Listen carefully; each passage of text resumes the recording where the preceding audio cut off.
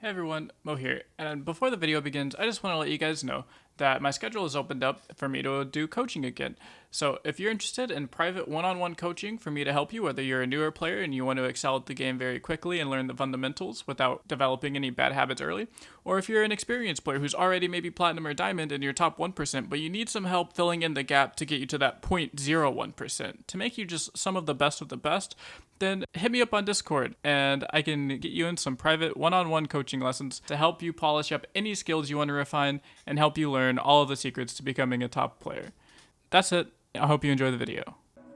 Hey everybody, Mo here, and today I'm bringing you guys a deck guide for dummies on the Ziggs Gnar Burn deck. So Gnar, new champion in Legends of Runeterra, extremely strong. You'll hear it from everybody. They'll tell you how strong this card is, and I think the best way to actually utilize Gnar is in a Noxus shell, and my personal favorite has to be this aggressive burn style deck. If you look at this deck, the first thing you'll think of is if you played about 3 or so months ago, 2 to 3 months ago, you'll remember that there used to be the Ziggs Poppy burn deck, and that's what the shell of this version is. You used to play Ziggs plus Poppy plus all these little cheap units, and you would burn your opponent out and then win in the mid game with just overly statted units thanks to your Poppy.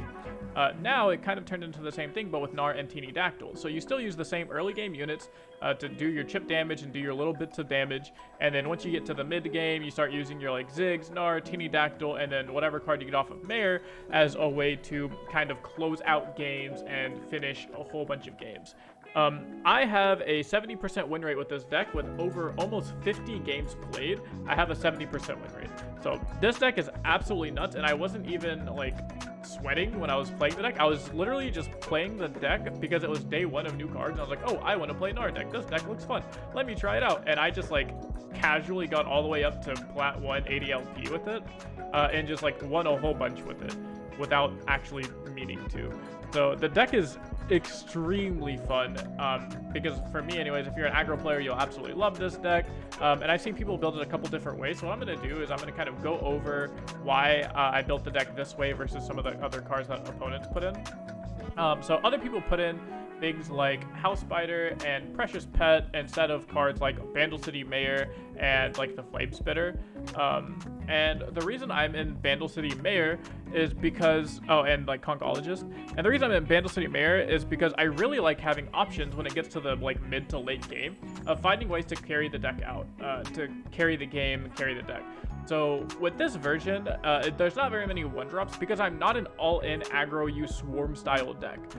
This deck has the potential to swarm your opponent down and then just run away with the game if you open with like, you know, triple 1-drop, they don't have answers, blah, blah, blah.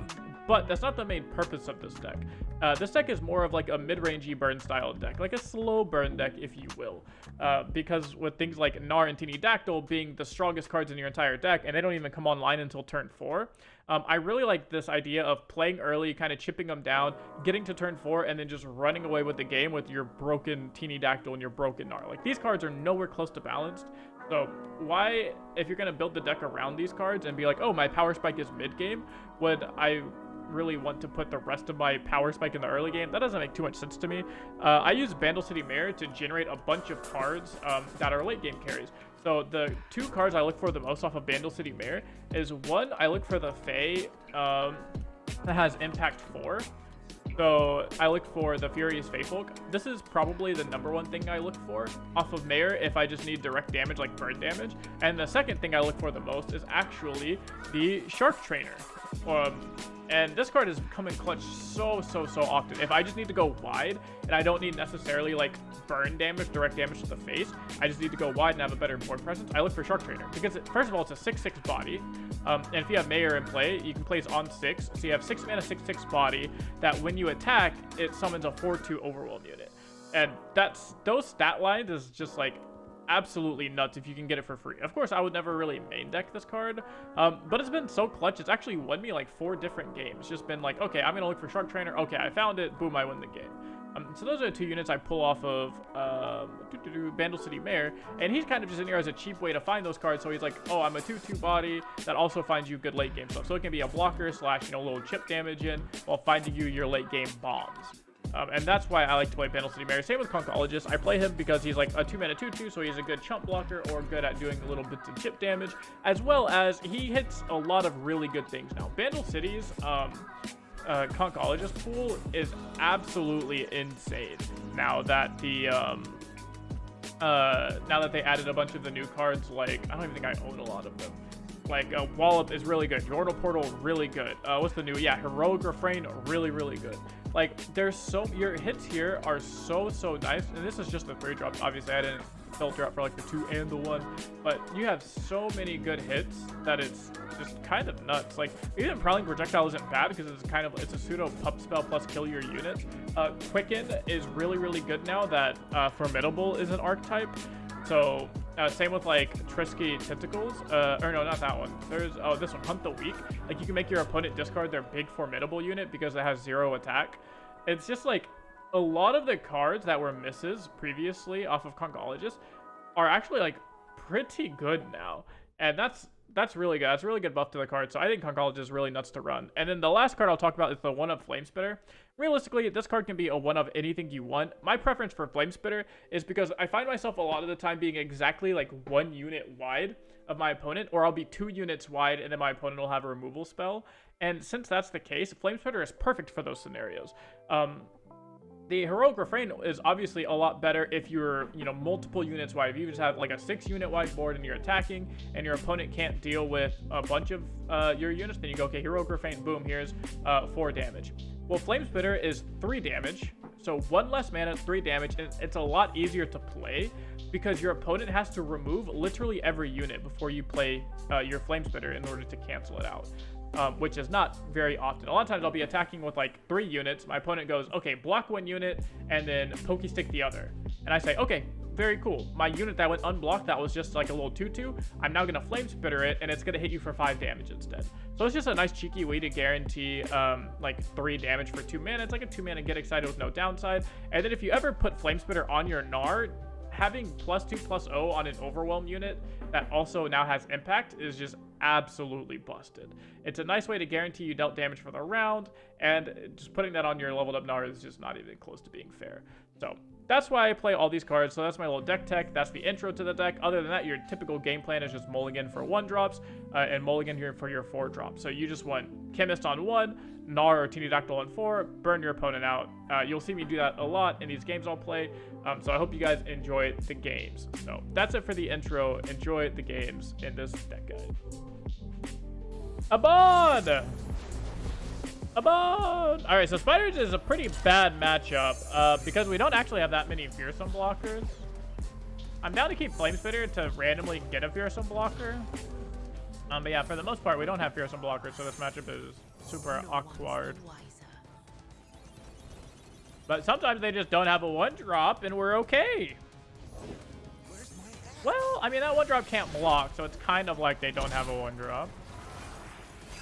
If you disregard the amount of damage that 1-drop will do to us, it's like they don't have a 1-drop. Might as well do this. Try and get a Purple Berry Shake or something. No, but I like Weapon Hilt. Because Weapon Hilt lets me block something in the future. Which is quite poggers. Okay, we'll do one of these.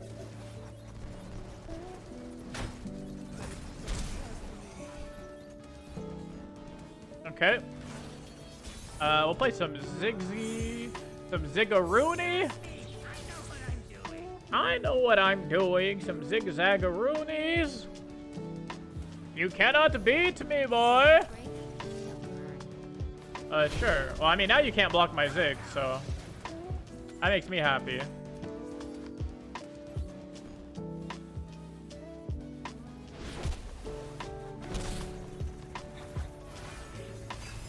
Okay.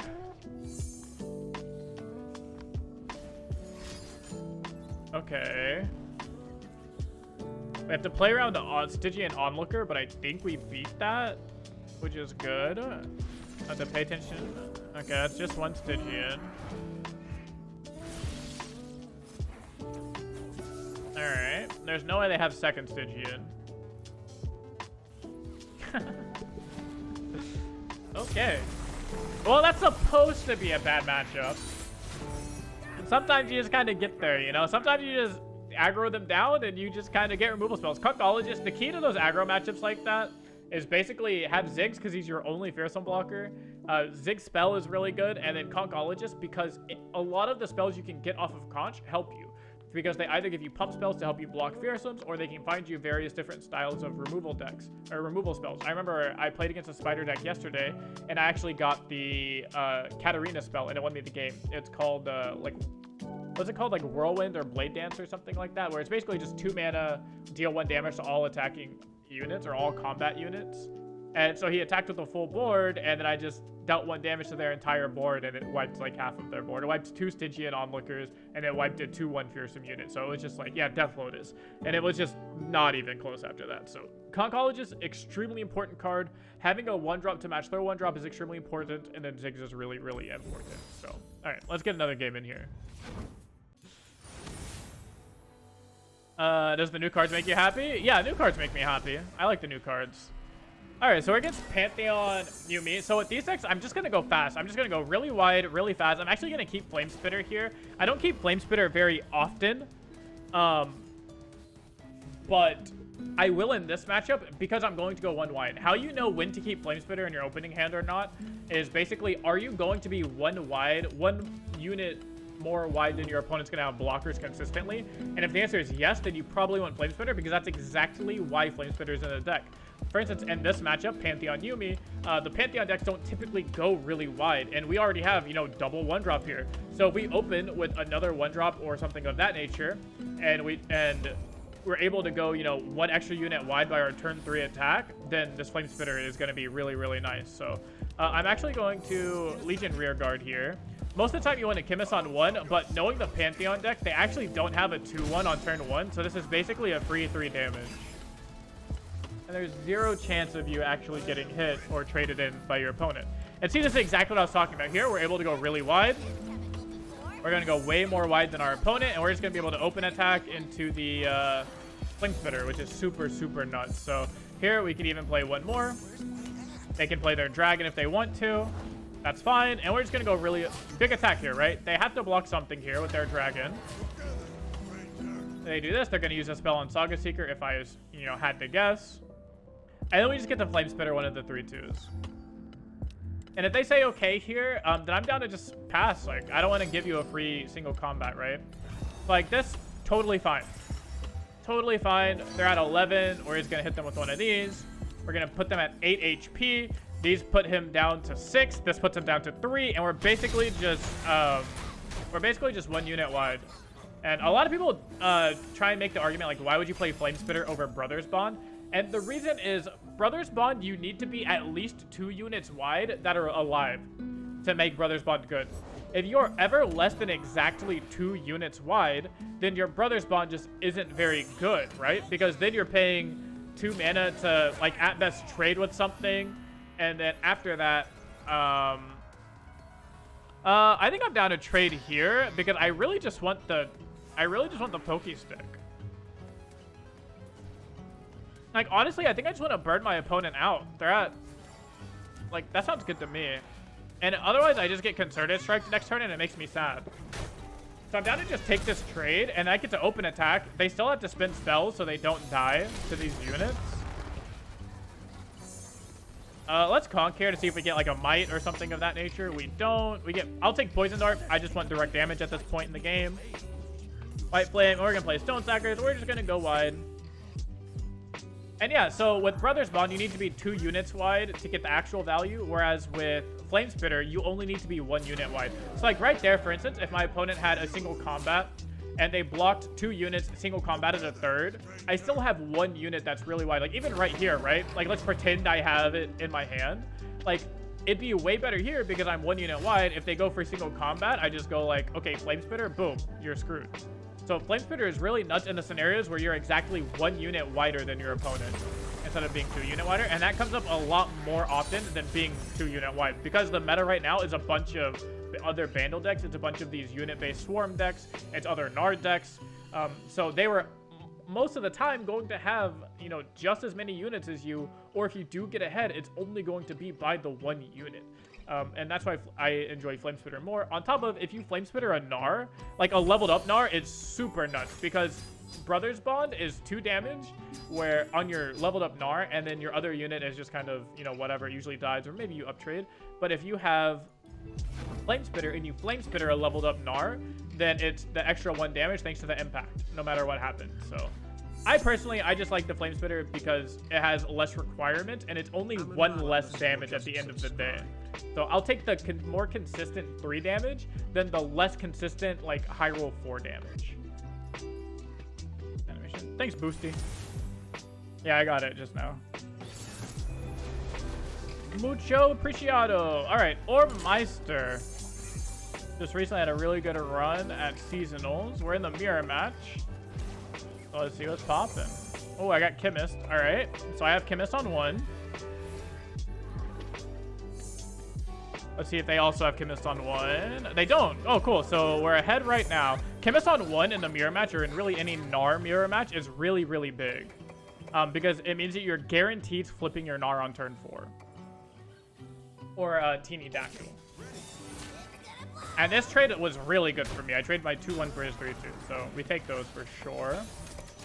Let's see what he got here. Stone Stackers. I will take a Stone Stacker. I'm going to swing because I'm probably going to trade with this anyway, so I might as well get my 1 damage in and trade damage. Otherwise, what happens is he attacks, I block, and then I take a damage, but he doesn't because Impact only works on attacking.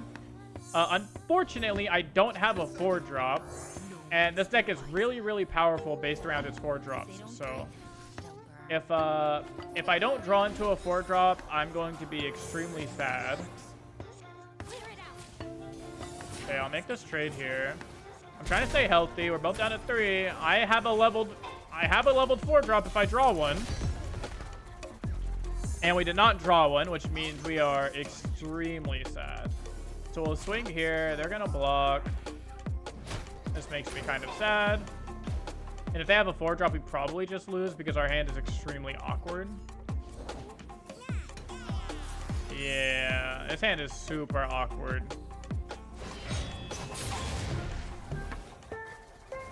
Honestly, I should have saved that because now if I draw a 4-drop, I have no way to activate it. But I didn't draw one anyways, which is a tad bit unfortunate. Damn, and he had Gnar and Teeny Dactyl. And this is kind of just shows you like how powerful the 4-drops are in this deck and why I think if you go all in on the versions that play like Precious Pet and stuff like that and House Spider, it's not worth it. Because a lot of your games literally come down to just like how good is your mid game. Because you can have the craziest, you know, aggro start, but if you don't have the mid game 4-drops, then, you know, it doesn't really matter. Okay, so we have this, we put him down to 11. And I believe we're just kind of dead on open. So we have 3-6, we put him to 5. Yeah, unlucky.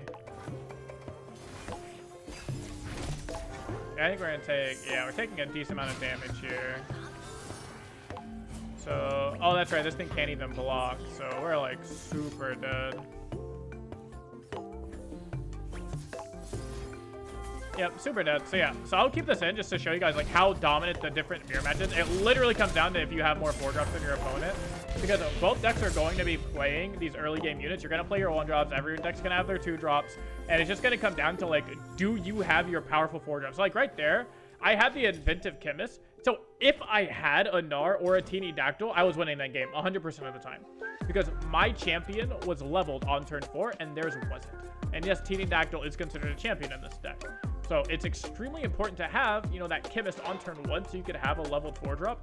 But it's even more important to actually have the 4-drop. Because if it's leveled and you don't have the 4-drop, that doesn't really matter now, does it? Because if you don't have your Teeny Dactyl or your Gnar and your opponent does, and it just takes them 1 more turn to level it, then you don't really have an advantage anymore. And this is also a reason why I really like Vandal City Mare, because Vandal City Mare can find you these really powerful late game units to try and claw your way back into the mid game with these big units like the Furious Faithful and the Shark Trainer. So, and I'll leave that in there even if it's a loss, because I believe that these deck guides aren't about just, oh, showing off that I can win games with this deck, but it's to teach you guys how to play the deck and to teach you guys how to like maneuver and what to look out for in each different matchup. Okay, what is this? Pantheon Yumi Shadow Isles. That's kind of a crazy combo. We'll keep this good old 2-drop. See if we can do something with that. We got our 4. We got our champions. Okay. It looks like we're going to be schmoovin'. You don't need Chemist on 1 if you're attacking on evens a lot of the times. Obviously, you would still like to have Chemist on 1 to trigger your Gnar, but you don't need it. Because of things like Stone Stackers and Ziggs, most of the time what's going to happen is you're going to be open attacking on turn 4 and then dealing your 1 damage. And that'll trigger your Gnar. So like right here, obviously they killed our impact unit, but we're just going to play Ziggs next turn and then open attack with our Ziggs, unless, you know, we don't need to. And then that'll level our Gnar. We're going to do this. They have Mountain Goat. Yeah, we say sounds good, man. They're probably going to gym the Mountain Goat. Yep. We're going to say okay. We're going to say okay. So here we can just play our Gnar because we know we're going to be attacking with the Ziggs. Box would be like worst case scenario. Okay, that's annoying, but still fine because again, we guarantee level up our Ziggs here. Or sorry, guarantee level up our Gnar thanks to the Ziggs. And this is why you don't absolutely need a Chemist on turn 1 when you're attacking on evens. If you're attacking on odds though, it is very awkward because you actually can't do the things like attack with Ziggs and attack with impact. And you don't have enough mana to play anything like, or even attack with like Saboteur. And you don't have the mana to do things like Imperial Demolitionist. So if you're attacking on odds, you very much need to either have and bank 2 spell mana so you can like Pokey Stick or something to activate your Gnar, or you need to Master Mother your Pantheon. That's a big boy. Okay, let's Conky boy here. See if we can get a Whirling Death. We got our Whirling Death. I mean, I'm down to just block. Yeah, I'm down to trade here. Probably not down to trade. I think I'll just say okay. I think I'm down to just fill the board up, and then we can swing and Whirling Death next turn and be pretty happy. Because we also beat Atrocity, which is really important here. So, I think I'm actually just going to Demolitionist this guy. And I assume they're trying to set up for some sort of Atro play. And we have Whirling Death, which makes me pretty happy. So we're kind of chilling. Another Gnar is really good for us. If they are setting up for Atrocity, I kind of just want to play this Teeny Dactyl and swing. Oh no, but now I'm just dead. Because they can Atrocity me now. Wait, I kind of threw if they have Atro. Definitely a throw. Should have just open attacked. Okay. I guess they just don't have the Atrocity. Oh, this lost vulnerable. That's fine. You're dead either way. I'm not dead if they Atro me because I have Whirling Death. Oh, wait. Yeah, because they just don't block. I forgot that this thing lost vulnerability or whatever it's called. Okay, I mean, that's no big deal because we just Whirling Death it. So we just do this. We Whirling Death you. And we lose our Teeny Dactyl, but you lose your big super scary unit. And I mean, I'll take that trade any day of the week. Bel Cascada. I lose a 2-3. I mean, yeah, I'm not mad about that. I just say, go ahead, brother. You're chilling.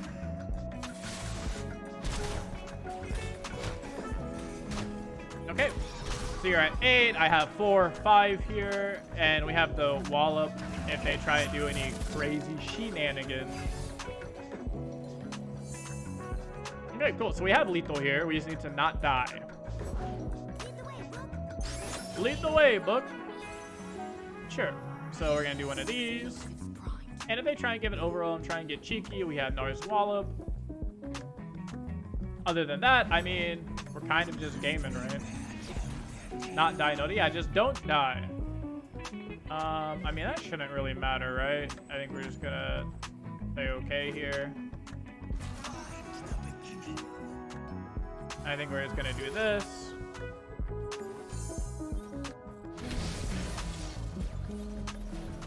Okay, we're gonna do this. Actually, again, I'm playing really bad. What I should have done this turn was just blocked with my Gnar, decimated them. And then that way I can fast speed win next round instead of, because now again I lose to Atrocity, right?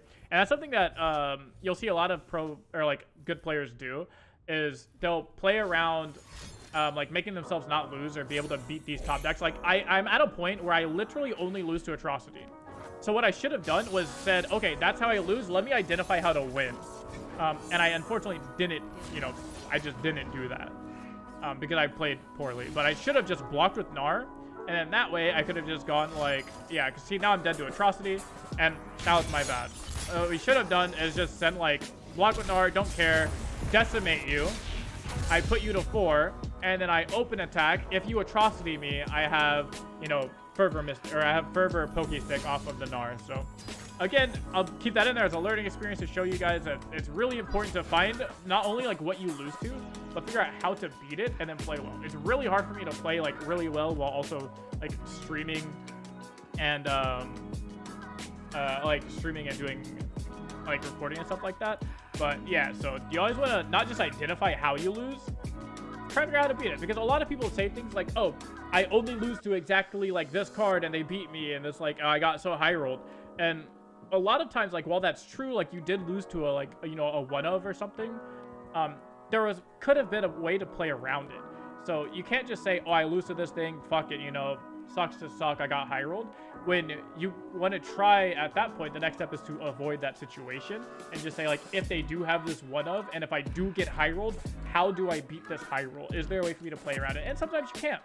Sometimes you just have to say, like, no, I cannot beat this if they draw it no matter what. Like right there, I think if he had like another guiding touch, there was absolutely nothing I could have done, and I lost no matter what. And that's okay, because I still played, or would have played my best. And that's all you can do in card games, is remember, just play your best and say, shrug it off. If you do get high roll, just say like, happens, shit happens. Go back, rewatch your game, see what you can do better for the next time, and continue to improve. So that's going to be it for this series, and that's going to be the lesson for all of these, is just learn to improve.